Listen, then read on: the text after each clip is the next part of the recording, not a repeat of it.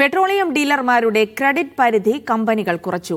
Petrol പമ്പുകളിൽ മതിയായ ഇന്ധനം ഉറപ്പാക്കുന്നതിന് തടസ്സമാകുന്നതാണ് ഈ നടപടി. എറണാകുളം കാക്കനാട് പടമുകളിലെ പമ്പിൽ പെട്രോളും ഡീസലും ലഭ്യമല്ലാതായി.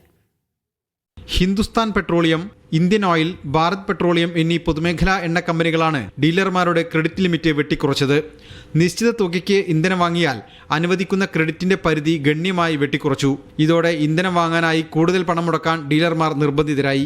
ഫലത്തിൽ പമ്പുകളിലേക്ക് വാങ്ങുന്ന ഇന്ധനത്തിന്റെ അളവിൽ ഗണ്യമായ കുറവ് ഇതിനകം വന്നു കഴിഞ്ഞു.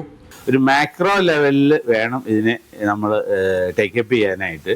ഡീലർക്ക് പർച്ചേസ് ചെയ്യാനുള്ള പവർ കുറയുകയും ഈ പർച്ചേസ് ചെയ്യാൻ പവർ കുറഞ്ഞപ്പോൾ ഓട്ടോമാറ്റിക്കായിട്ട് ഡീലർ അത് കസ്റ്റമർക്ക് കൊടുക്കുന്നതിന് ഉള്ള സെയിൽസ് കുറയ്ക്കാൻ ശ്രമിക്കുകയും ചെയ്യുന്നതിന്റെ ഫലമായിട്ട് മാർക്കറ്റിൽ പാനിക് സിറ്റുവേഷന്റെ ആ ഒരു ഫ്രീക്വൻസി കൂടാനുള്ള ഒരു ചാൻസ് ഞങ്ങൾ മുൻകൂട്ടി കാണുന്നുണ്ട്. കൊച്ചി കാക്കനാട് പടമുകളിലെ പമ്പിൽ പെട്രോളും ഡീസലും ലഭ്യമല്ലാതായി. കമ്പനിയിൽ നിന്നും ലോഡ് എത്തിയില്ലെന്നാണ് ജീവനക്കാരുടെ വിശദീകരണം.